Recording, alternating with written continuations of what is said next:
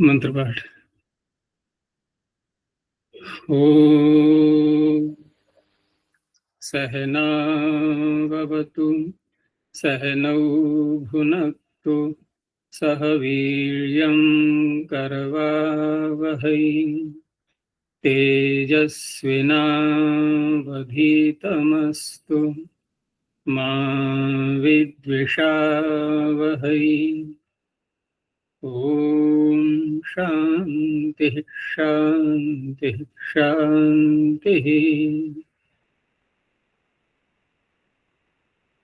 प्रथमावृत्ति की 304वीं कक्षा,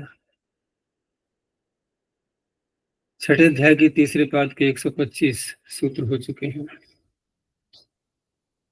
कोई प्रश्न है पीछे से? अच्छा जी, अष्टनः संज्ञायाम और छंदसी च में जो उदाहरण थे अष्टावक्र और अष्टाकपाल, वो द्व्यष्टनः संख्यायाम बहुव्रीहिशित्यों में भी इसका प्रसंग आया था जी। किस विषय में? अष्टा आकार कौन से में आया था? अष्टनः द्व्यष्टनः संख्यायाम द्वेष्टनः संख्यायाम। जी, तो द्वेष्टनः संख्यायाम अबहुव्रीहिशित्योः, बहुव्रीहि समास नहीं होना चाहिए था जी। और अशीति शब्द न आए, लेकिन संख्या पर होनी चाहिए। तो ये विषय आया था का तात्पर्य आकार का। अष्टावक्र और अष्टाकपाल आकार का उसमें वार्तिक से बताए थे आप। अच्छा, क्या संख्या है उसकी सूत्र की? 46 है आचार्य, तीसरा पद, छठा।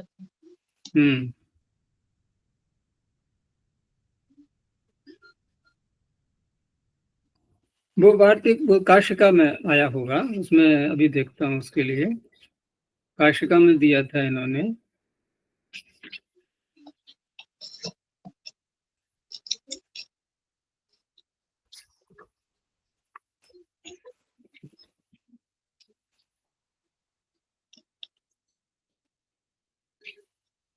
यह अष्टनः कपाले हविषि उपसंख्यानम। तो वहां वहां जो है ना, जैसे यहाँ इन्होंने किया है, इसमें तीसरे पाद में जो अभी जो प्रकरण चल रहा है, यहाँ तो चल रहा है प्रकरण दीर्घ का। तो दीर्घ पक्ष लेंगे हम तो नकार का लोप करके और फिर दीर्घ कर लेंगे, तब भी अष्टा कपाली ही बनेगा। छंदसी च वाले सूत्र में, छंदसी में हाँ, छंदसी च सूत्र में यहाँ जो दीर्घ किया गया है, तो नकार का लोप करके ट में जो अ है उसको दीर्घ कर लिया, और वहां सीधे ही नकार आदेश किया है वार्तिककार के पक्ष में। तो वार्तिककार ये कह रहा है कपाल पर रहते हविष अर्थ में अष्टन में नकार के स्थान पर आकार का आदेश करना चाहिए। तो ये वार्तिककार का कहना है ना।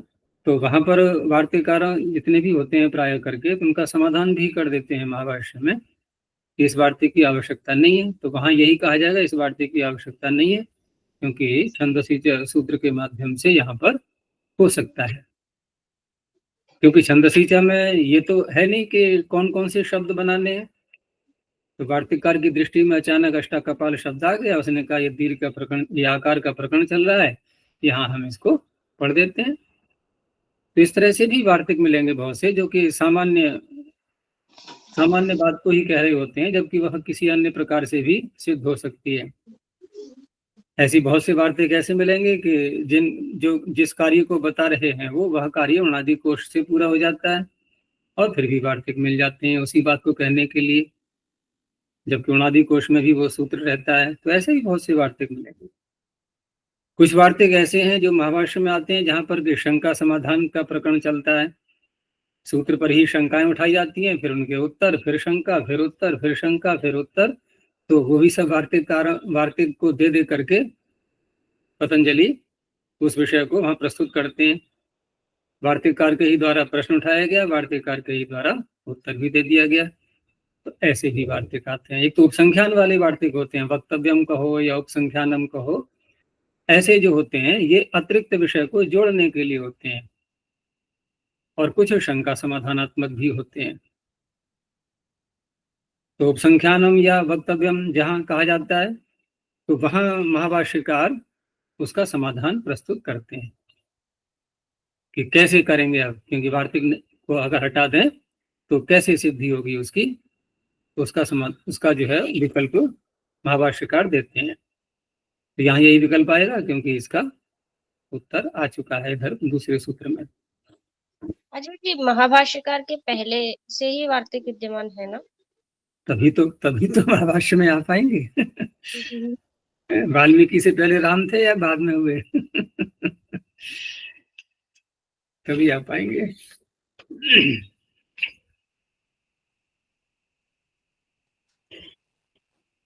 चलो तो आगे देखते हैं। अच्छा जी,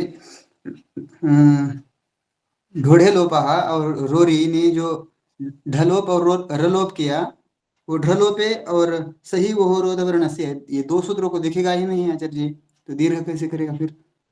कहाँ दीर्घ नहीं होगा? ये सपाद सप्ताध्याय के सूत्र है, ये ढलोपे और सही वो रोध वर्णस्य, और ढोढ़े लोपा रोरी त्रिपादी के है। हाँ, तो इनको ढकार का लोप दिखाई नहीं देगा, तुम्हारा ये तो कहना है कि ढकार का लोप और रेफ का लोप इन सूत्रों को यहाँ पर दिखाई नहीं देगा, और दिखाई नहीं देगा तो अंधे बन करके करेंगे क्या यहाँ पे ये? ठीक है ना? ये तो अंधे हो गए ना, इनको तो कुछ दिख ही नहीं रहा है। तो प्रश्न होगा तुम करने क्या आए थे यहाँ पर? तुम क्या करने आए थे यहाँ? जो कार्य करने आए वो तुम्हें दिख नहीं रहा है। इस तरह से इन सूत्रों की दृष्टि में असिद्ध नहीं होगा। देखो, मैंने कल भी विषय उठाया था, हमें तालमेल बना करके चलना पड़ता है। तालमेल जो होता है ना, एक दूसरे से सामंजस्य स्थापित करते हुए। तो ऐसा नहीं है कि वो सूत्र इतने जो है उनको नेग्लेक्ट कर दिया जाए बिल्कुल ही, कि नहीं नहीं तुम्हारा कोई महत्व ही नहीं है। तो ऐसा नहीं, कहीं कहीं उनका महत्व भी होता है। महत्व न रखना, महत्व न मानना और महत्व मानना, दोनों ही बातों से करना क्या है? पाणिनि को शब्द साधुत्व सिद्ध करना है। मुख्य प्रयोजन शब्दों का साधुत्व, वो जैसे भी हो वैसे करना है। तो कहीं असिद्ध मान करके, कहीं सिद्ध मान करके, दोनों तरह से होता है। तो उनकी दृष्टि में उस कार्य को करने के लिए इनकी दृष्टि में उन सूत्रों का कार्य सिद्ध रहेगा, नहीं तो सूत्र निरर्थक हो जाएंगे ये, क्योंकि ढकार और रेफ के लोप का आश्रय ले रहे हैं ये, और ढकार के रेफ का लोप किया गया है त्रिपादी में। जो असिद्ध है उसका आश्रय ले रहे हैं, तो क्या तात्पर्य निकला कि सिद्ध मान करके कह रहे हैं पाणिनि यहाँ पर।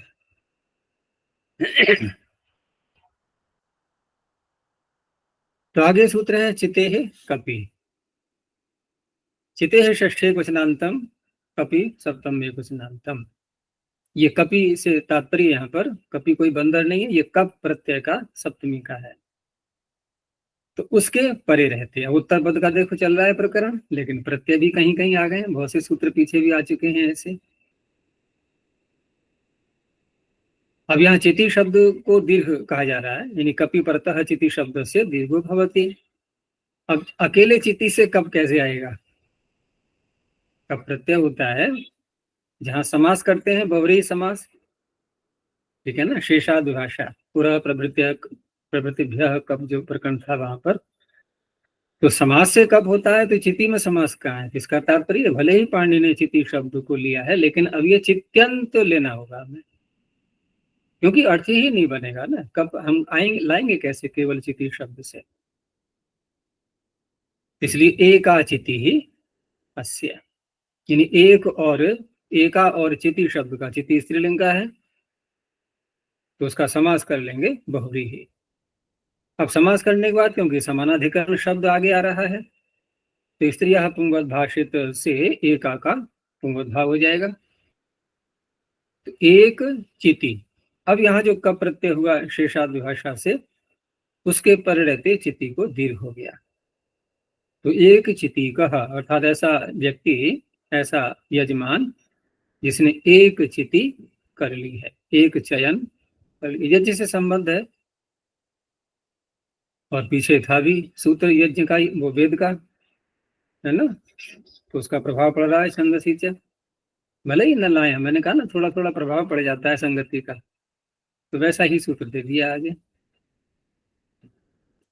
एक चिति कह, द्विचिति कह, त्रिचिति कह, एक चयन, दो चयन, तीन चयन, ऐसे करके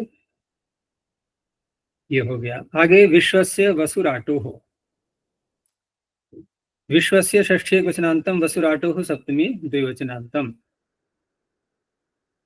वसु और राट, अब ये राट क्या है? वसु तो चलो समझ में आता है कि वसु शब्द हमें उपलब्ध हो रहा है, लेकिन राट शब्द तो नहीं होता है। या तो राजरी धातु होगी, या फिर हम क्विप प्रत्यय करके जब उससे बनाते हैं जिन शब्दों को, उनके अंत में आता है राट। अकेला तो राट नहीं बनेगा ना, कोई प्रारंभ में उपसर्ग या लाएंगे या अन्य कोई शब्द लाएंगे, तब वहां पर क्विप प्रत्यय करके इसको बनाते हैं। तो उसी का यहाँ पर निर्देश है, जो कि क्विप प्रत्यय करके बनता है। अब इससे क्या सिद्ध करना चाह रहे हैं पाणिनि? ये भी तो कह सकते थे विश्वस्य वसुराजो हो, ठीक है ना। वसु और राज धातु लेंगे तो धातु तो ऐसे नहीं आती शब्द के आगे बिना प्रत्यय के, ये आ जाती है कहीं पर, प्रत्यय तो लाना ही पड़ेगा ना, तभी तो किसी शब्द के आगे धातु जोड़ेंगे हम। तो वो तो अर्थ स्वयं ही निकल आएगा, उसको कहने की आवश्यकता नहीं। सूत्र बन जाएगा विश्व से वसुराजो हो। विश्व शब्द से उत्तर, यानी विश्व शब्द को दीर्घ होता है। वसु और राज परे रहते, तो वसु तो जो करते हुए आ जाएगा, राज परे रहते बोलेंगे तो प्रत्यांत ही लेना होगा हमें, ठीक है ना।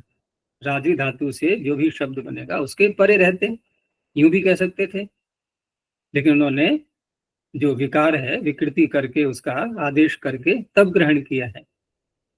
इसलिए कि जहां जहां भी जकार का डकार बन जाता है वहीं ये सूत्र लगेगा, और जहां नहीं होता है वहां ये नहीं लगेगा।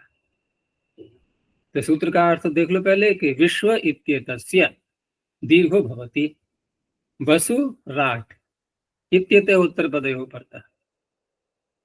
अब जैसे विश्वम वसु यस्य बहुरी ही समास करके, बहुरी समास बोलेंगे, सारा धन है जिसका, कौन है वो? परमात्मा। तो विश्वम वसु यस्य, अब यहाँ पर जो विश्व वसु शब्द बना इसको दीर्घ हो गया तो विश्वावसु हो। अब राज धातु के साथ में जब करेंगे तो क्योंकि हमें कोई प्रत्यय लाना है, तो उपपद रहते हुए, किसी शब्द के उपपद रहते हुए, तो विश्व के उपपद रहते हुए विश्वस्मिन राजते, जो पूरे विश्व में सुशोभित हो रहा है, दीप्त हो रहा है, ये भी परमात्मा ही हुआ। तो इस तरह से क्विप करके और उसके पश्चात जो कार्य होते हैं, वृश्य भ्रस्य सृज मृज यज राज, मूर्धन्य शकार जो हो जाएगा उसके स्थान पर। और यहाँ प्रथमा के एक वचन में सु का तो लोप होने के बाद पतांत में झलाम जशवंते, तो झलाम शवंते से जो मूर्धन्य शकार हुआ था उसको डकार और फिर टकार आदि कर सकते हैं, विकल्प है उसका।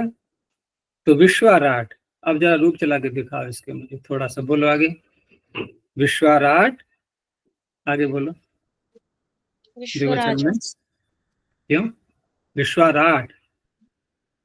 दीर्घ नहीं। हाँ, अब दीर्घ नहीं होगा इसीलिए पाणिनि ने राट पढ़ा हुआ है। तो विश्वाराट, विश्व, यद्यपि रूप हम चलाएंगे भी क्यों, अगर परमात्मा को बोल रहे हैं, वो तो 2 या 3 होते नहीं है, लेकिन व्याकरण इस चीज को नहीं देखता है। व्याकरण इस बात को नहीं देखेगा कि तुम्हारे 2 हैं या 3 हैं या नहीं है। भाई शब्द है तो स्वाद उत्पत्ति होगी, सारी व्यक्तियां आएंगी, रूप तो चलेंगे, प्रयोग में हो या ना हो, ये भी होता है। तो शब्द तो बनाएंगे ना, रूप तो बनाएंगे। और मान लो हम लोक में ही कहीं प्रयोग कर रहे हैं, क्योंकि लोक में भी शब्द प्रयोग में आते ही हैं इस प्रकार के, अन्य किसी पदार्थ को बोल रहे हैं और वहां बहुत तो हमें दिखाई दे रहा है। तो विश्व, विश्वराट, विश्वराजो, विश्वराजा, विश्वराजम, विश्वराजो, विश्वराजः, विश्वराजा नहीं विश्वराजा। अब आगे ध्यान में, विश्वाराढ्याम। अब दीर्घ हो जाएगा, विश्वाराढ्याम, विश्वाराढ्भिः, विश्वराजे, विश्वाराढ्याम, विश्वाराढ्य, इस तरह से। चलो आगे देखते हैं। नरे संज्ञायाम नरे सप्तम्ये कुशनांतम, संज्ञायाम सप्तम्ये कुशनांतम। एक तो नृ शब्द का प्रथमा के बहुवचन में नर बनता है, पीछे भी आ चुका है, ना नरौ नरः। और एक नर शब्द मनुष्यवाचक अलग से भी हम बोलते हैं, लोक में प्रयोग करते हैं, नर, नरः, नरौ, नराः, ठीक है ना। तो यहाँ वही नर शब्द है, ये नृ का बना हुआ नहीं है। तो नर शब्द उत्तर पदे विश्व शब्द से संज्ञायाम विषये दीर्घो भवति। किसी का नाम रखेंगे तब दीर्घ होगा। ये यूं ही कहीं पर विशेषण के रूप में बोल रहे हैं कि विश्व नरा यस्य, अर्थात परमात्मा को ही कहना हो कि सारे मनुष्य जिसके हैं, अर्थात जिसके शासन में रहते हैं सब, तो वहां पर विश्वानर नहीं, अब विश्व नर कहलाएगा। लेकिन किसी का नाम रखा जाएगा तो विश्वानर, और ही ऐतिहासिक व्यक्ति हैं तो विश्वानर।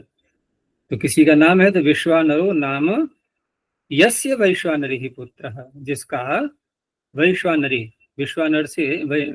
विश्वानर से जब प्रत्यय करेंगे अपत्यार्थ में तो वैश्वानरी ही ये बन जाएगा।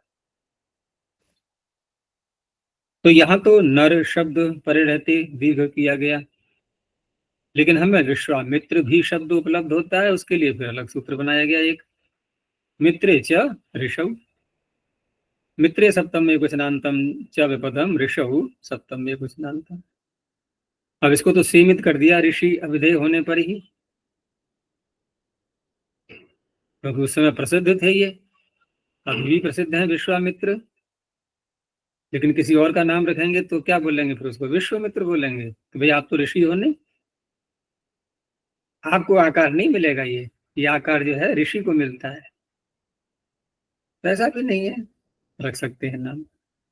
तो ऋषौ अभिधेये मित्रे उत्तर पदे विश्वस्य दीर्घो भवति, विश्वामित्रो नाम ऋषिः।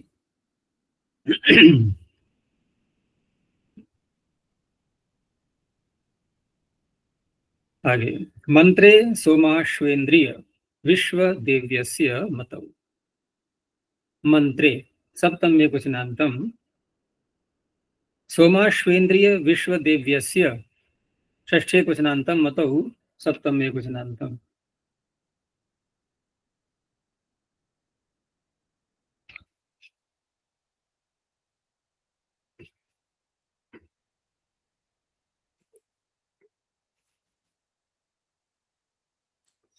तो मंत्रे अर्थात मंत्रों में सोम, अश्व, इंद्रिय, विश्व, देव्य इत्येतेषां शब्दानां मतु प्रत्यय परतः दीर्घो भवति।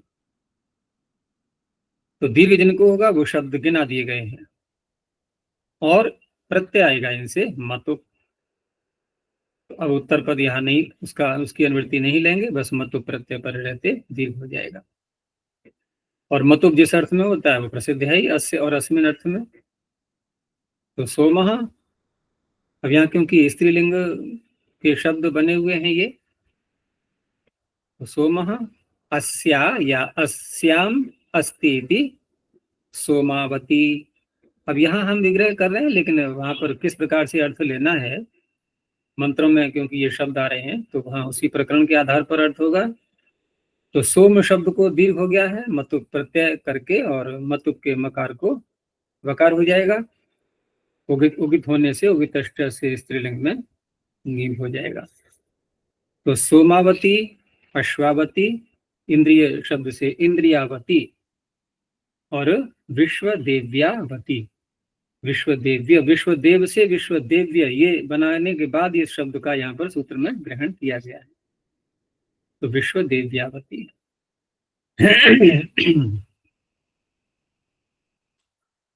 आगे है ओषधेश्च विभक्ताव प्रथमायाम। ओषधे है षष्ठे कुशनांतम च विपदम विभक्तौ सप्तम्ये कुशनांतम अप्रथमायाम सप्तम्ये कुशनांतम। औषधि स्त्रीलिंग है या पुल्लिंग है? औषधि। ओषम दधाति इति, जो ओष को धारण करे वो औषधि, तो औषधि स्त्रीलिंग का शब्द है ये। और बहुत आता है वैदिक मंत्रों में, तो बहुत जगह आता है। तो औषधि शब्द यहाँ पर लिया गया है, और साथ में ये भी कहा कि इसको जहाँ दीर्घ करना है हमें, तो विभक्ति तो आगे आएंगे, लेकिन प्रथमा विभक्ति नहीं लेनी है। अब प्रथमा विभक्ति नहीं लेनी है तो ऐसा नहीं कि हम रूप चलाएं और सर्वत्र इसके दीर्घ करते रहें, क्योंकि हमें कोई लोक में प्रयोग नहीं करना है। ये मंत्र ऊपर से अनुवृत्ति आ रही है, तो जहां उपलब्ध हो रहा है वहां पर प्रथमा में उपलब्ध नहीं होता है, वहां पर ह्रस्व ही रहता है। ये अन्यत्र उपलब्ध हो रहा है, तो इसलिए अप्रथमायाम कह दिया है। ऐसा नहीं है कि हमें प्रथमा को छोड़ करके अन्य सारी व्यक्तियों के रूप चलाने हो। तो अप्रथमायाम विभक्तौ परतः औषधि शब्द से दीर्घो भवति मंत्रे। ओषधिभिः अपि पतत्, ओषधिभिः। तो औषधि से आगे भिस प्रत्यय आ रहा है, प्रथमा का नहीं है ये। औषधि भी दीर्घ कर लिया गया, ऐसे ही आगे है औषधिभ्यः नमः पृथिव्यै नमः औषधिभ्यः, यहाँ भी दीर्घ हो चुका है।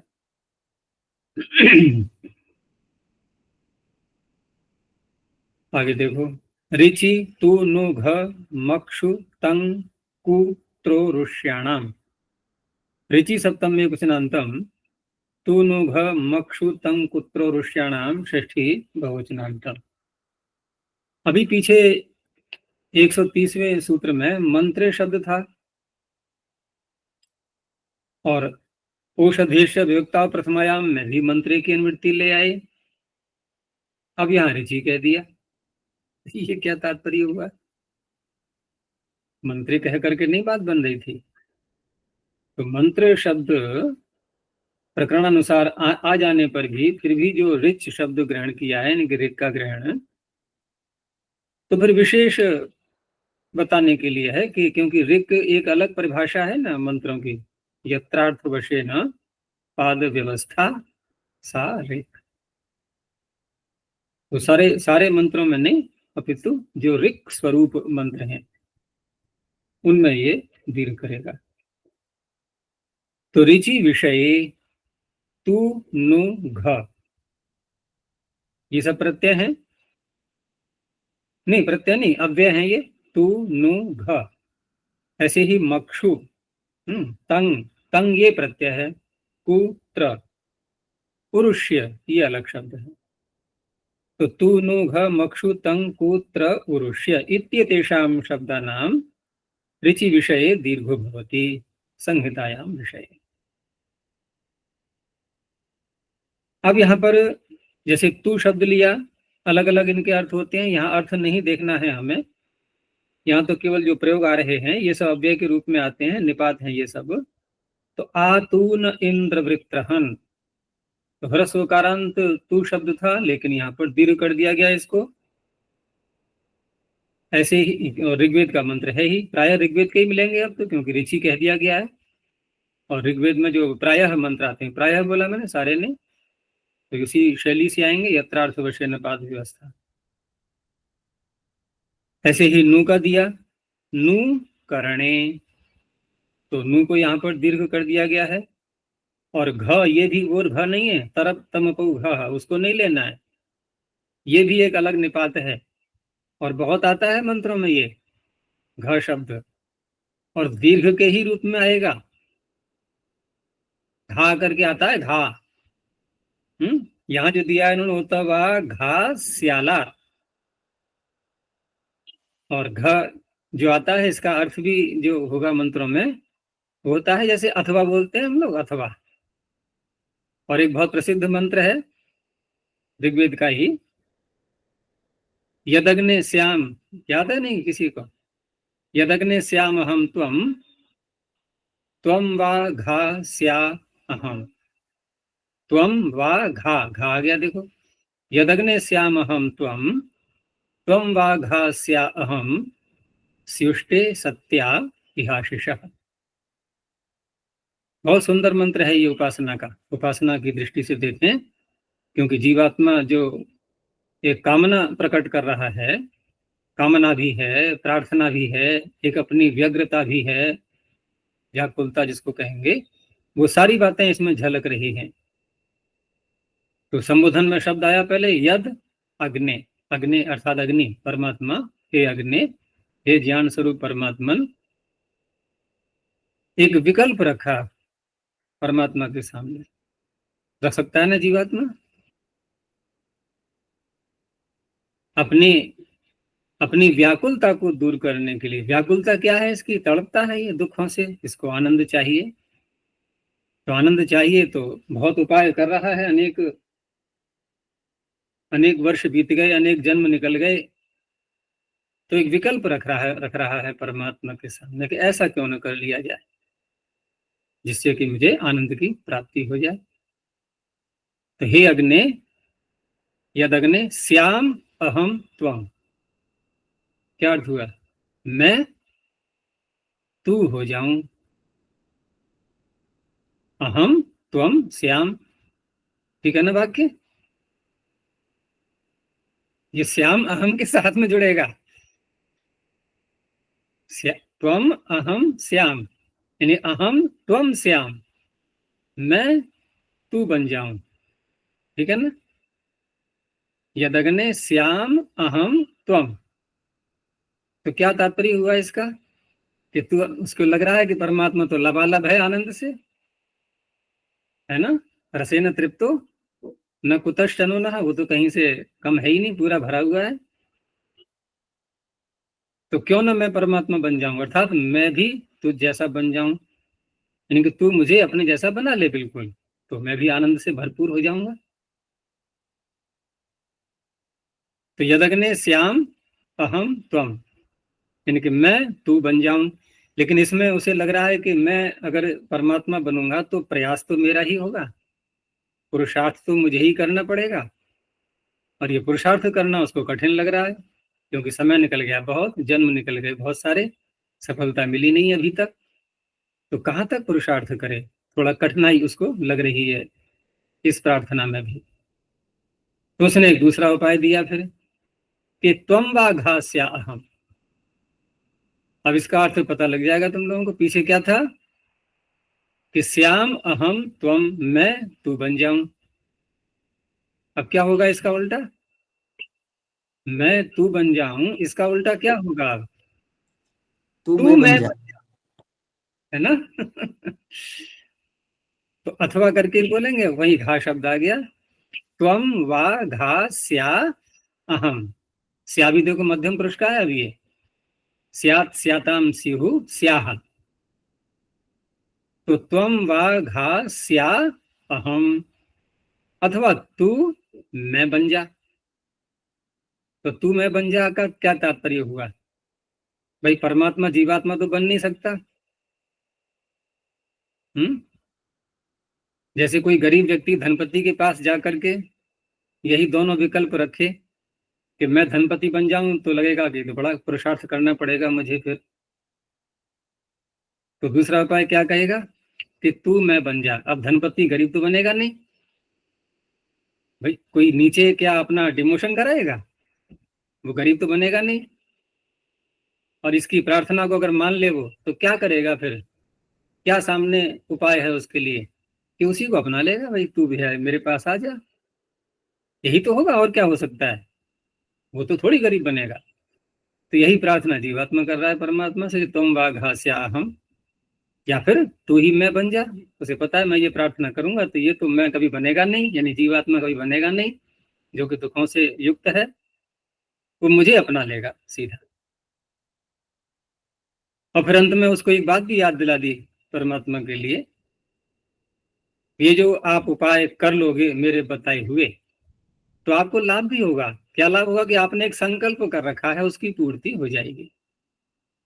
आपको पता ही नहीं है कि आपका संकल्प कैसे आप पूरा करोगे, मैं उसका उपाय बता रहा हूं कि आपने जो संकल्प किया हुआ है जीवात्मा के कल्याण करने का, वो पूरा भी हो जाएगा। स्युष्टे सत्या इह आशीषः, स्युः ते सत्या इह आशीषः। इस मेरे उपाय में तेरी जो इच्छा है, आशीष कैसे कहते हैं? इच्छा, वो पूरी हो जाएगी, सत्य हो जाएगी। तो क्या है परमात्मा की इच्छा? क्या है? परमात्मा इच्छा करता है ना, अपने लिए नहीं, जीवात्मा के लिए। तो कौन सी इच्छा है परमात्मा की? यदंग दाशुषे त्वम अग्ने भद्रम करिष्यसि, तू भद्र करेगा, ये है तेरी इच्छा। लेकिन तू ये समझ नहीं पा रहा है कि भद्र कैसे कर पाएगा, वो मैं उपाय बता रहा हूं। ऐसे करेगा तो तेरा भद्र करने का जो संकल्प है वो पूरा हो जाएगा। यदंग दाशुषे त्वम अग्ने भद्रम करिष्यसि तवेत्तत् सत्यम अंगिरः। तो वही बात इस मंत्र में कही गई है कि वो शिष्टे सत्या इहाशिष। तो प्रसंग आ गया, कहने का तात्पर्य यहाँ जो घा शब्द है, ये घ को दीर्घ करके घा पढ़ा गया है। ऐसे ही मक्षु भी, ये भी निपात है, अव्यय है। मक्षु गोमंतम ईमहे। अब आगे जो तंग शब्द है इसमें, तो तंग में पाणिनि ने त में नकार लगाया है, तो ऐसा लगता है कि जैसे तंग प्रत्याहार बोल रहे हैं, तंगानाबात्मने पदम। वो प्रत्याहार नहीं है, ये आत्मनेपद के 9 प्रत्यय नहीं गृहीत किए गए हैं। अभी तो ये कहना चाह रहे हैं कि लोट लकार में जो त आता है, तस्थस्थमिपाम तान तंताम, थ के स्थान पे त करते हैं ना, तो लोट लकार में जो त होता है ये ङित के समान माना गया है, लोटो लंगवत। तो ङित के समान जो त है, वो ङित के समानता को दिखाने के लिए, ङितवत करने के लिए नकार पढ़ दिया है सूत्र में। तो ये लोट मध्यम पुरुष बहुवचन को गृहीत करेंगे। कारण क्या है कि ऐसा कहना क्यों पड़ा? क्योंकि अगर लोट लकार मध्यम पुरुष बहुवचन ही लेना था तो बिना नकार कहे भी तो कह सकते थे। लेकिन ये जो त होता है ना, ये कहीं ङित नहीं भी होता। जो त उपलब्ध हो रहा है वेदों में, लोट लकार मध्यम पुरुष का बहुवचन, ये कहीं कहीं ङित नहीं भी होता। तो ऐसा कैसे हो पाएगा? जब लोटो लंगवत सूत्र बन गया तो ङित क्यों नहीं होगा? तो देखो, ये जो त है ना, मध्यम पुरुष का बहुवचन, इसके स्थान में कुछ आदेश कहे हैं वेद में। और वेद में जो आदेश हैं वो सबसे अधिक कहाँ आए हुए हैं? जहां वो 7वां अध्याय प्रथम पाद प्रारंभ होता है ना, तो आप छंदसी के आगे का जो प्रकरण है, सुपाम सुलोक, यहां से प्रारंभ हो जाता है। तो वहां एक सूत्र है तस्य तात, है नहीं है? तो एक तो वो है कि ता को तात आदेश, ये यही ता है लोट का मध्यम पुरुष बहुवचन। उसके आगे क्या है सूत्र? बोलो, तस्य तात के आगे। तब तब तनतनाश्च इदन्तोमसिक्त्वयक्। एक ही चले, एक ही चाहिए बस। तो तब तब, तनतनाश्च। तन, तन, थन, 4 आदेश हैं ये, उसी ता के स्थान में है। ता के स्थान में तप, तनप, तन, थन। तो अगर हम तप आदेश कर लें त के स्थान में, तो तप तो पिता है ना, पानी लगाई पकार इसलिए रहे हैं। अब ये लोटो लंगवत का नियम काम कर जाएगा कि मितवत होता है? भाई, मितवत को हटाने के लिए ही तो पानी ने उसमें पकार लगाया तब। तो तप आदेश जब करेंगे, वहां जो त उपलब्ध होगा वेद में, तो वो तो इंगित नहीं होगा ना, वहां ये सूत्र दीर्घ नहीं करेगा उसको। इसीलिए यहाँ पर नकार लगाया है। तो भरता जात वेदसम, भरत धारण करो, उसी का है ये भरता। कु शब्द है, तो कु का कु मनः, ये कु वही है कुगति प्रादय वाला, तो यहाँ कु को दीर्घ हो गया है। त्रल प्रत्यय, वो त्रल का संकेत दे रहा है, सप्तम्यास्त्रल जो प्रकरण चलता है, तो वहां अत्र शब्द जब बनाएंगे तो किस शब्द से बनाएंगे? ये त्रल प्रत्यय करेंगे, किससे करेंगे? अत्र का अर्थ क्या होता है यहाँ इस स्थान में? तो कौन है मूल शब्द जिससे प्रत्यय किया गया है? ये त्रल। इदम से करेंगे। हम्म, किससे करेंगे? एतद से करते हैं, ठीक है ना, एतद से करते हैं और त्रल पर रहते एतद के स्थान पर अन आदेश हो जाता है, तो अ एतदोन सूत्र है ना, तो एतस्मिन स्थाने अत्र, तो उसको यहाँ पर त्र को दीर्घ करके अत्रा ये बन गया। पुरुष, पुरुष जो शब्द है ये यहाँ तो इन्होंने नाम धातु बना करके दिया है, जैसे उरु आत्मन उरुम इच्छति सुख आत्मन क्यच लगाते हुए, और उरु शब्द से क्यच प्रत्यय किया, फिर एक कामना है क्योंकि इच्छा है, यहाँ पर लालसा है, तो लालसा में एक वार्तिक आता है कि सर्व प्रातिपदिकेभ्यो लालसायाम सुख वक्तव्य। लालसा अर्थ में प्रातिपदिकों से हम जब इच्छा अर्थ में प्रत्यय करते हैं तो वहां पर सुख आगम हो जाता है, ये वार्तिक उस पर है, जो सूत्र आता है ना, अश्व क्षीर वृष लवणा नाम आत्म प्रीतौ, आत्म प्रीतौ लालसा है ना वो, आत्म प्रीतौ क्यची, क्यच वहां पर कहा गया है। तो वहां तो खैर असुख का प्रकरण चल रहा है, उसके ऊपर क्या सूत्र है, आज जैसे रसुख, आज जैसे रसुख, तो असुख करने के लिए ही फिर आगे है अश्व क्षीर वृष लवणा नाम आत्म प्रीतौ क्यची, तो उसी पर यह वार्तिक दे दिया है सुख वक्तव्य। तो उरु के आगे सकार जोड़ दो तो बन गया उरुस, और क्यच का यह है उरुष्या, सकुशा हो जाएगा, सुषा मध्य सूचा। अब इसके उरुष के, क्योंकि धातु बन चुकी है ये, अब इसके रूप चलाएंगे तो लोट लकार मध्यम पुरुष एक वचन, जो सी आएगा सी को ही हो जाएगा, तो हे से उसका लुक हो जाएगा। उसके बाद फिर दीर्घ कर दिया है सूत्र ने उरुष्या। एक तो ये प्रक्रिया है, दूसरा यह है कि इसमें हम कंडवादिभ्यो यक से कंडवादी गण की धातु मान करके, कंडवादी में है तो नहीं धातु ये, उरु उरुस धातु, उरुस धातु मान करके, और कंडवादिभ्यो यक से यक करके भी उरुष्य बना सकते हैं। और वहां पर उरुष्य बना करके तो उसको दीर्घ कर दिया गया है, ऐसा भी। और ये मत है इनका,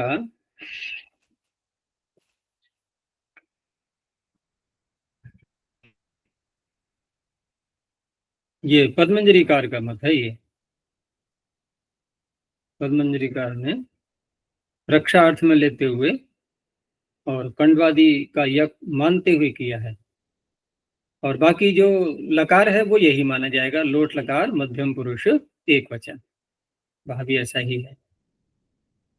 पुरुष्याणो अग्ने है, ये ऋणा है ना आगे, ये नस का है, ये नस, ठीक है ना, बहुवचन से वस नसव, तो न को ऋण हो जाता है यहाँ पर। नष्ट धातुस्थोरुषुभ्य, देखो वहां भी उरु शब्द है, नष्ट धातुस्थोरुषुभ्य, तो वहां उस सूत्र से न को ऋण हो जाता है।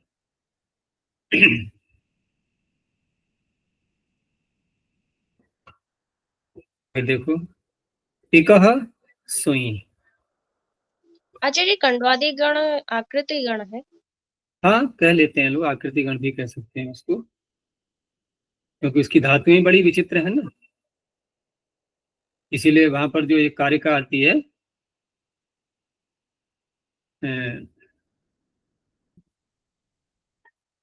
वो जिसकी दूसरी पंक्ति है मन्ये,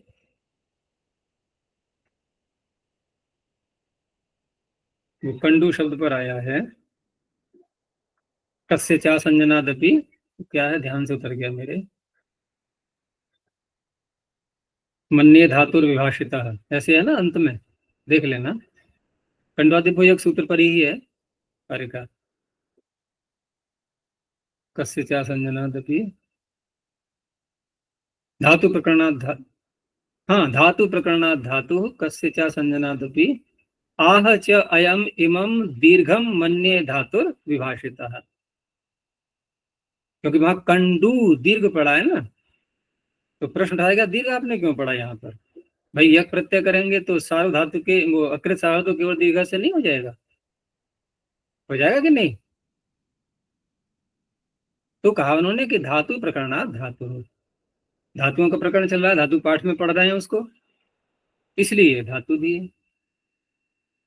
और कस्य चा संजनादपि, ककार अनुबंध लगाया है, कंडवादिभ्यो यक, आसंजन माने अनुबंध है, कस्य च आसंजनाद अपि, ककार नबंध लगाया है उससे भी पता लगता है कि ये धातु है, क्योंकि गुण आदि किसको प्राप्त होंगे, अंग संज्ञा करेंगे ना प्रत्यय करके, तो उससे पता लगता है कि धातु है।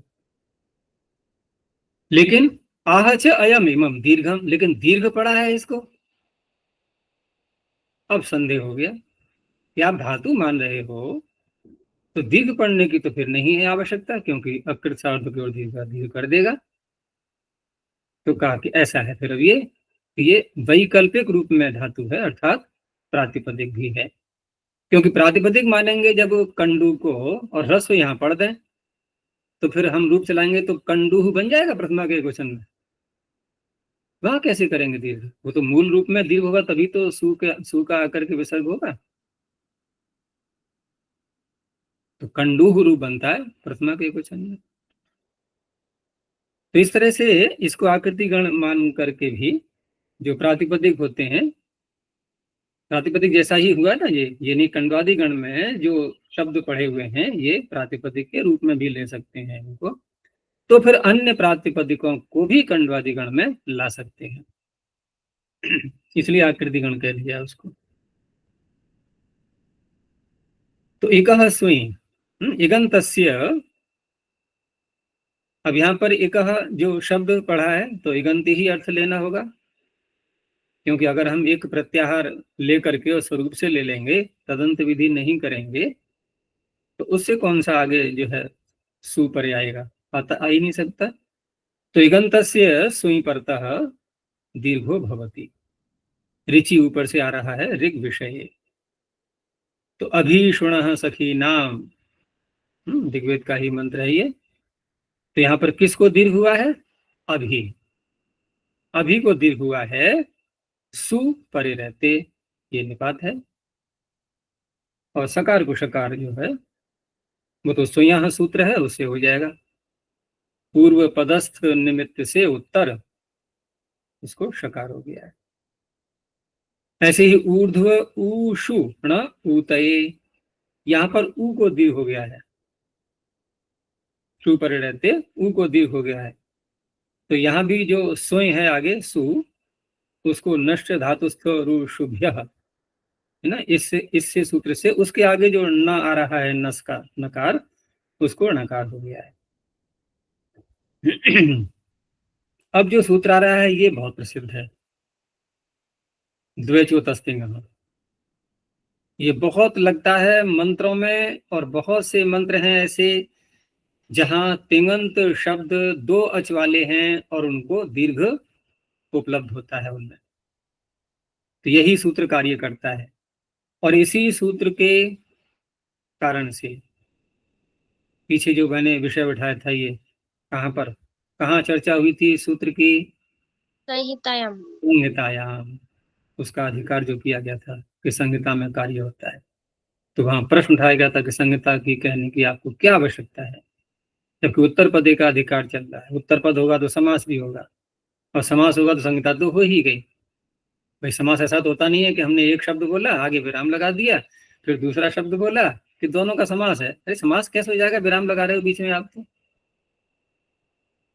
संहिता ही तो होगी जब समास करेंगे। तो वहां पर यही दिखाया था प्रयोजन कि उत्तर पदे का अधिकार होने पर भी संहितायाम जब सूत्र पढ़ा जा रहा है, इसका तात्पर्य है कि अकेले एक शब्द में भी ये दीर्घ चलेगा। तो वही ये सूत्र है। तो द्वेचः षष्ठे क्वचनान्तम अतः षष्ठे क्वचनान्तम तिङः षष्ठे क्वचनान्तम।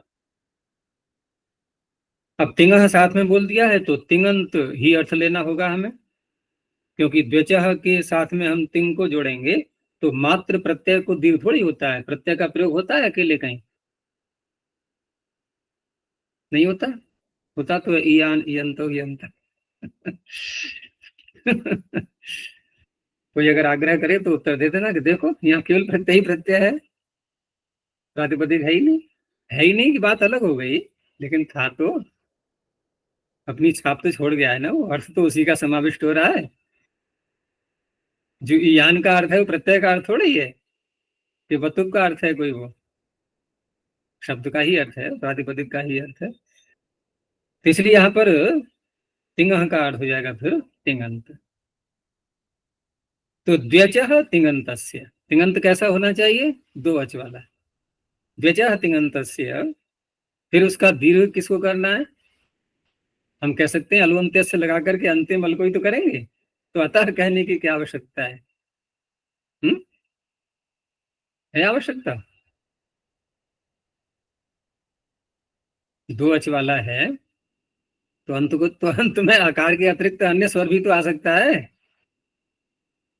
एक मंत्र आता है ना, आदेवान वक्षी यक्षी च, तो वक्षी, वक्षी दो अच है नहीं है? तिंगंत है कि नहीं है?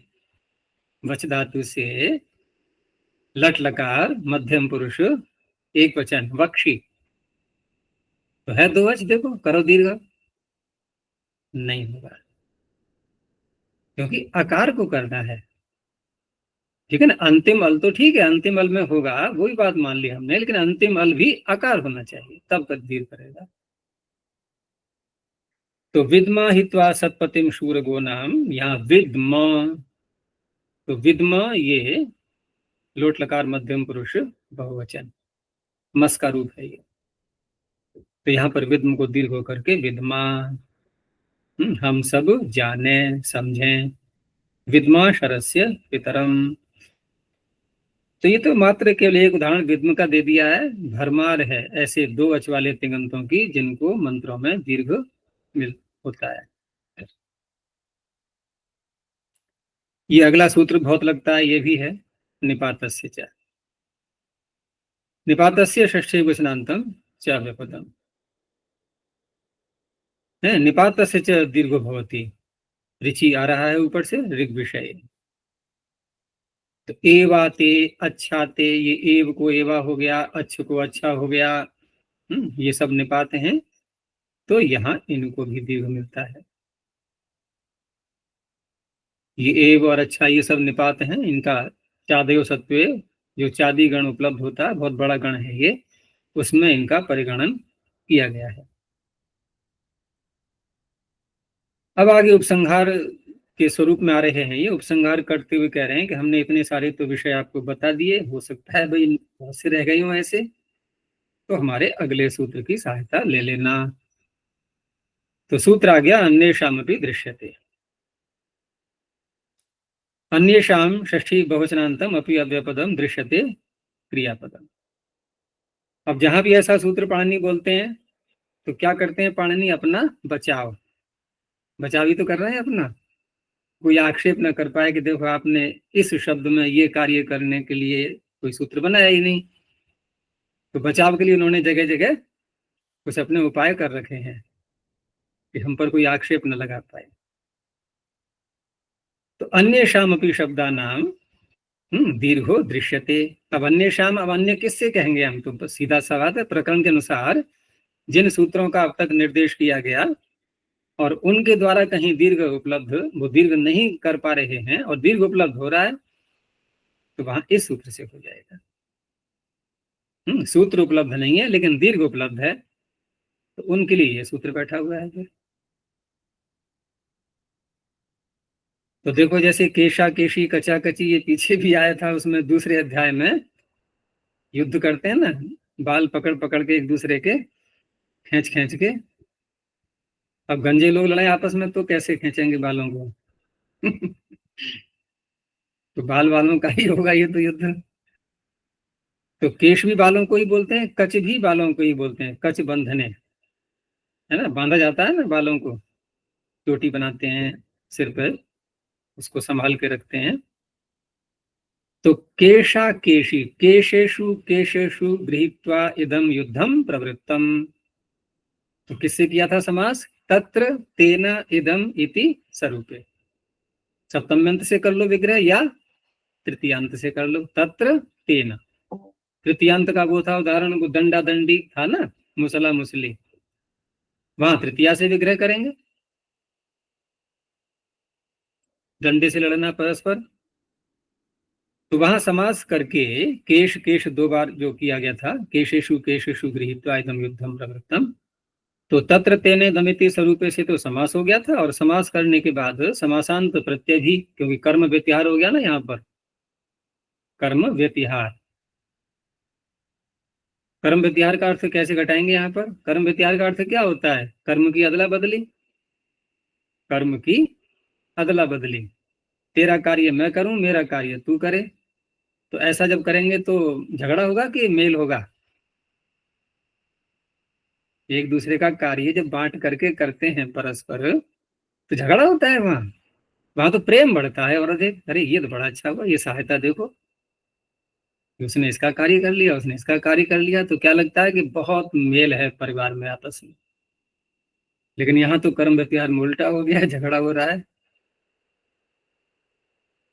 तो यहाँ कर्म व्यतिहार का तात्पर्य है कि जैसा कर्म एक कर रहा है वैसा ही दूसरा भी कर रहा है। वैसा ही तो हो रहा है। ऐसा तो नहीं एक जो है बाल खींच के पकड़ रहा है और एक जो है उससे प्यार कर रहा है, ये तो है नहीं यहाँ पर। वो भी वही करेगा, ठीक है तूने मेरे बाल पकड़े, मैं भी तेरे बाल खींचता हूँ या खींचती हूँ। तो केशा केशी कचा कची, तो इच कर्म व्यतिहारे से समासांत इच प्रत्यय हो जाएगा। और बाकी जो ये शब्द हैं इस प्रकार के, क्योंकि यहाँ जो उदाहरण दिया है केशा केशी कचा कची, तो विभक्ति तो माननी पड़ेगी ना। तो ये अव्ययभाव समास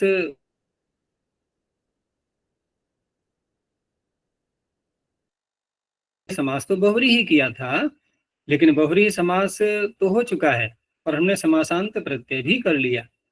लेकिन उसके बाद फिर पूरा बना बनाया शब्द तिष्ठत को गण में मानते हुए इसका नाम अव्ययी भाव भी रखा गया है।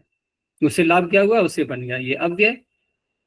अव्यय होने से यहाँ जो प्रत्यय आया उसका लुक हो गया। तो केशा केशी कचा कची। एक अलग से दिया है शब्द नरक, तो नरक के लिए न में दीर्घ करना है, कोई सूत्र है पीछे? कोई भी नहीं है। तो कहा अन्य शामपी दृश्यते, इससे बन गया। तो नरक का बन गया नारकः। अब ये कोई लोक में नहीं उपलब्ध होगा, केशा केशी कचा कची तो लोक में चलते हैं ये, क्योंकि वेदों में युद्ध की बात ऐसे नहीं आ रही है कोई। और पुरुषः ये भी वेद का ही मिलता है ना, सहस्र शीर्षा पुरुषः सहस्राक्षः सहस्रपाद। तो कहीं कहीं पुरुषः पुरुष, और भी इसमें तो खैर नहीं है, इसमें तो पुरुष ही है, अन्य मंत्रों में आता है पुरुषः। तो पुरुष शब्द में ही उसी को दीर्घ कर दिया गया है, तो वहां भी इसी सूत्र से दीर्घ कर देंगे पुरुषः। हाँ उसमें है एतावानस्य महिमा, एतावानस्य महिमा अतो ज्यायांश्च पुरुषः पादोस्य विश्वाभूतानि त्रिपादस्यामृतम दिवि। परमात्मा का नाप बताया जा रहा है ना। परमात्मा अनंत है कि शांत है? यहाँ तो नाप बता रहे हैं। तो नाप किस चीज का होता है, शांत का कि अनंत का? ये तो इंची टेप लेकर के नाप रहे हैं ना उसको। और नाप भी कैसे रहे हैं कि उसके 4 भाग किए पहले। पाद, पाद शब्द आता है ना चौथाई में, और चौथा और 4 पार पूरे पैर पैर पूरे होते हैं तो पूरा बन गया वो। तो उसका जो सारा उसकी महिमा बताई जा रही है परमात्मा की कि एतावान अस्य महिमा। ये जो आप देख रहे हो ना परमात्मा की महिमा कितनी है कि नहीं, जितनी आप समझ रहे हो उतनी नहीं है। अतो ज्यायांश पुरुषः, ये जो पुरुष है परमात्मा जो पूरे ब्रह्मांड में व्याप्त है, पूरी क्षेत्रेति पुरुषः, ये अतो ज्यायान जितना आप समझ रहे हो उससे बहुत बड़ा है। कितना बड़ा है? अतो ज्यायांश पुरुषः पादोस्य विश्वभूतान, ये सारा ब्रह्मांड कल्पना कर लो कहां से कहां तक है। ये सारा जो ब्रह्मांड है ये कितना है परमात्मा का? विश्वभूतानि पादः, पादः अस्य विश्वभूतानि, केवल 1/4 है ये। पाद का अर्थ चौथाई।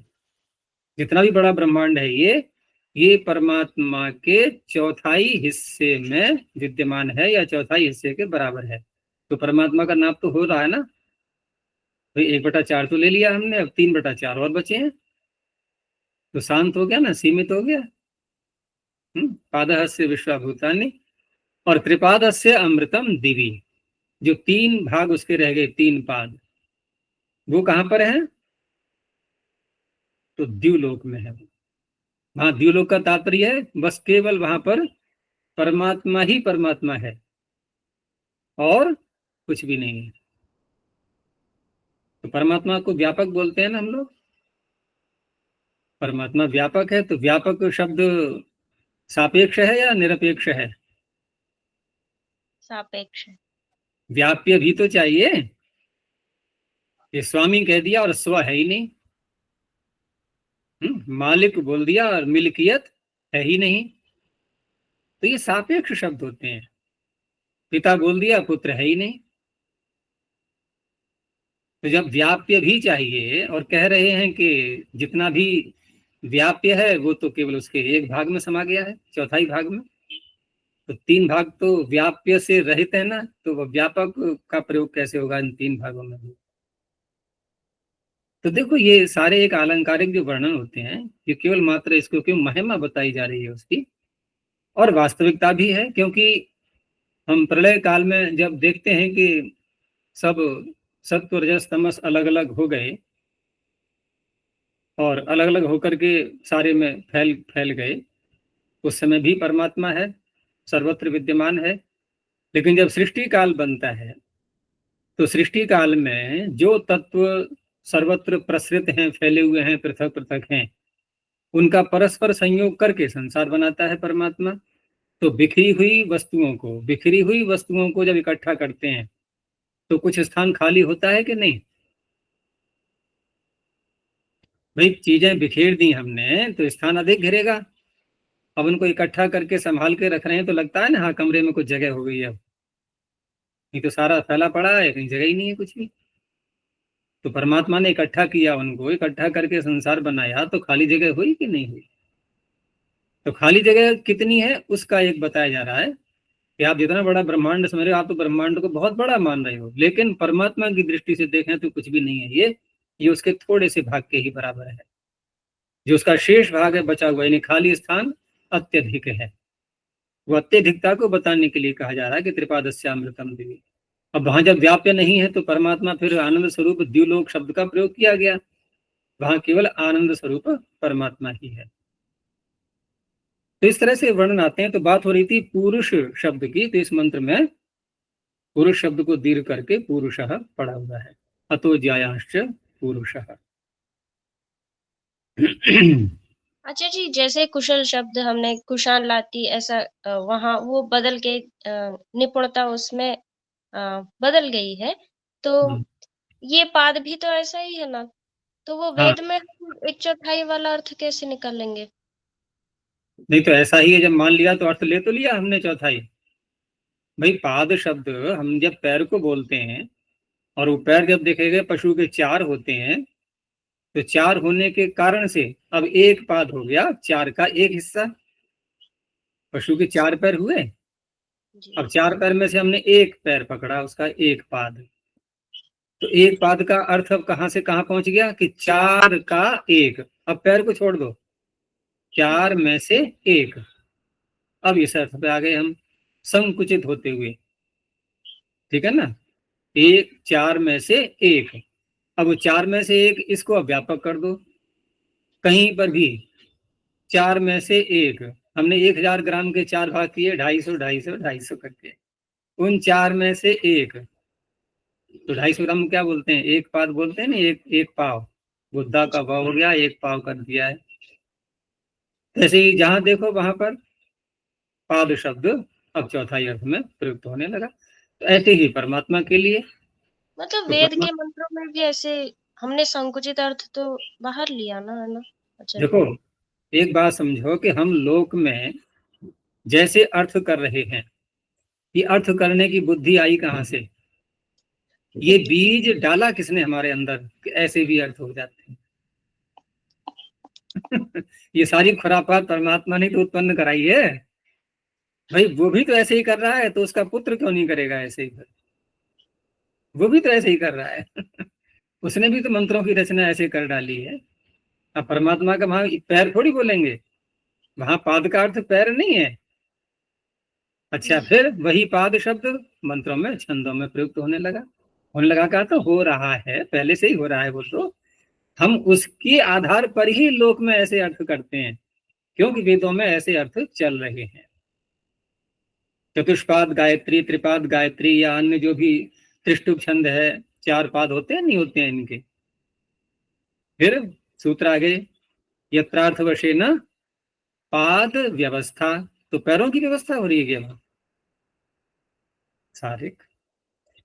तो इस तरह से सर्वत्र वही बात हो रही है, वही फिर लोक में होने लगती है। सीखेगा तो वहीं से आदमी। जैसे कोई बच्चा है, अब समाज में जो व्यवहार कर रहा है, तो गंदा करे या अच्छा करे, उसका क्रेडिट या उसका जो निंदनीय भाव है अर्थात तो बुराई, वो किस पर जाती है? परिवार पर, माता पिता पर। कि संस्कार कहाँ से मिले? वहीं से मिले। तो हमारे लिए संस्कार कहाँ से मिले? भाई संस्कार तो परमात्मा ने दिए है ना, प्रारंभ से ही। ऋषियों ने वेदों से ग्रहण किए, ऋषियों ने हम तक पहुंचाए, तो बात तो सारी वहीं से आ रही है। अब ये मत कहना कि फिर तो सारी अविद्या भी वहीं से आई। हम विद्या से ग्रस्त हो गए ना। देखो अविद्या, अविद्या क्या है? एक अभाव ही तो है विद्या का। अविद्या का स्वरूप ऐसा नहीं है कि अविद्या कोई अलग से चीज है। अविद्या विद्या का अभाव है, अर्थात उस विद्या को हमने ग्रहण नहीं किया है। तो हम ये नहीं कहेंगे कि विद्या की कोई उत्पत्ति हुई है। हम इसको कैसे कहेंगे? विद्या की उत्पत्ति नहीं हो पा रही है। अंधकार का अस्तित्व नहीं होता है। कैसे कहा जाएगा कि प्रकाश नहीं है यहाँ? कभी प्रकाश को देख करके कहा है किसी ने कि देखो ये क्या है? कि यहाँ अंधकार नहीं है, प्रकाश कोई चीज नहीं है, बस अपितु यहाँ अंधकार नहीं है, ऐसे बोलते हैं क्या? प्रकाश का अस्तित्व मानते हैं और अंधकार अभाव के रूप में होता है, अर्थात किसका अभाव? प्रकाश का। ऐसे ही विद्या विद्या। चलो इसको समाप्त करते हैं। अब अगला सूत्र है चौ, सप्तम एक वचनांतम। अब ये चू का चौ है, क्योंकि कार का ही तो औ बनेगा, चौ। तो धातु अंचु, लेकिन आकार पढ़ा नहीं पाणिनि ने, तो ये भी संकेत दे रहे हैं कि जहां आकार का लोप हो जाता है, ठीक है ना, वहां ये सूत्र लगेगा। अब आकार का लोप कहाँ होता है? अंशु धातु के आकार का भाषंज्ञा होने पर होता है। लेकिन भाषंज्ञा तब होगी ना जब प्रातिपदिक बनेगा ये। तो अंशु धातु से ऋत्विक दध्रिक जो सूत्र आता है, उसे प्रत्यय करने के बाद अनिदिताम हलोपधाया किंगति से नकार का लोप हो जाता है। और अचह सूत्र से फिर जब रूप चलाएंगे तो जहां जहां भ संज्ञा होगी वहां वहां आकार का लोप हो जाएगा, वहीं ये सूत्र लगेगा जहां भ संज्ञा होगी। अब ये निष्कर्ष निकला अंत में जाकर के। तो चौ परतः, अब यहाँ पर अणः जो पूर्व से अणः जो है ना, ये ढलो पे पूर्व से दीर्घोण, ये वहां से संकेत ले लिया है कि चौ परतः पूर्व से अणः दीर्घो भवति। तो जैसे दधि और अच, अंशु धातु, दधि उपपद रहते हुए अंशु धातु से क्विन प्रत्यय किया गया। क्विन प्रत्यय करके सर्वापहारी लोप हो चुका है और रह गया दधि अंच, दधिम अंचति, दधि अंचति इति। तो दधि और अंच, नकार का लोप हो गया, दधि अच। अब दधि अच इतना मात्र है अभी, तो हम क्या करेंगे यहाँ पर? अब दध्यच, यही तो बनाएंगे, यण करके दध्यच, ये बन गया मूल शब्द। लेकिन जब रूप चलाएंगे इसके तो दध्यं, दध्यंचौ, दध्यंचः, दध्यंचम, दध्यंचौ, इन 5 स्थानों पर आकार का लोप तो हुआ नहीं। और सूत्र में कौन से अंशु का ग्रहण है? जहां आकार का लोप हुआ है। अब जो बहुवचन आएगा द्वितीय का, वहां अचह सूत्र से आकार का लोप हो जाएगा भसंज्ञा होने के कारण से। अब आकार का लोप हो जाएगा। अब यहाँ रह गया दधि और केवल चकार, और आगे शस का अस है। उस दधि को इसने दीर्घ किया है अब यहाँ पर, तो दधीचः। तृतीया में भी ऐसे ही भाषण्या हो जाती है, दधीचा। चतुर्थी में एक वचन में दधीचे। ऐसे ही मधु का और अंश धातु, मधु पद रहते हुए अंश धातु से क्विन करेंगे तो मध्वं मध्वंचौ मध्वंचः, मध्वंचम मध्वंचौ मधुचः। तृतीया में मधुचा, चतुर्थी में मधुचे।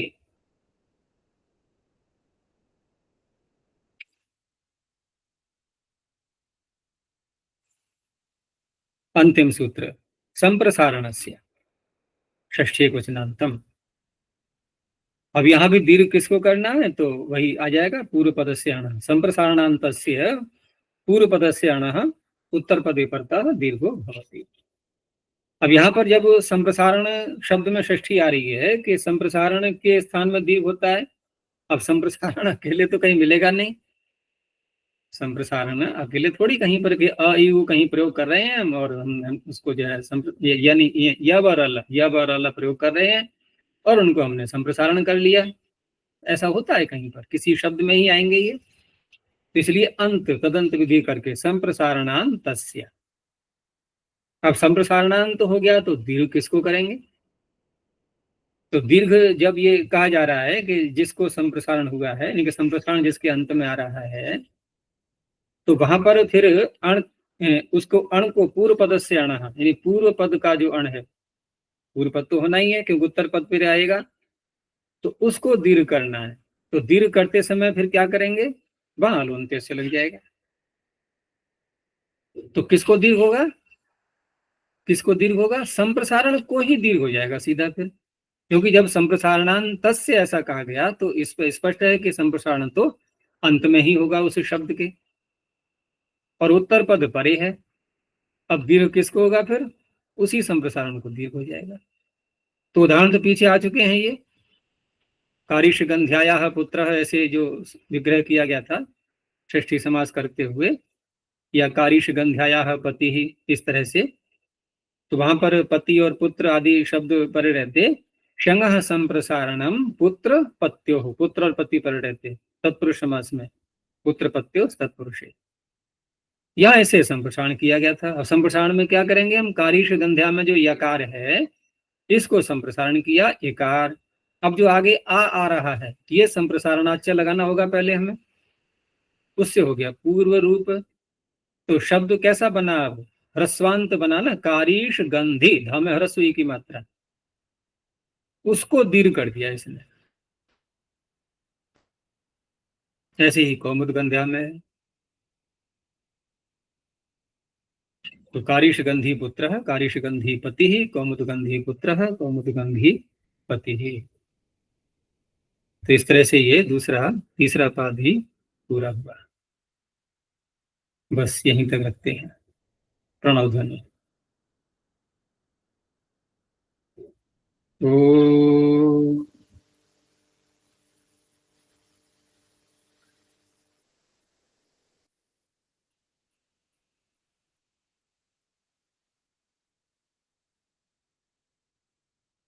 ओ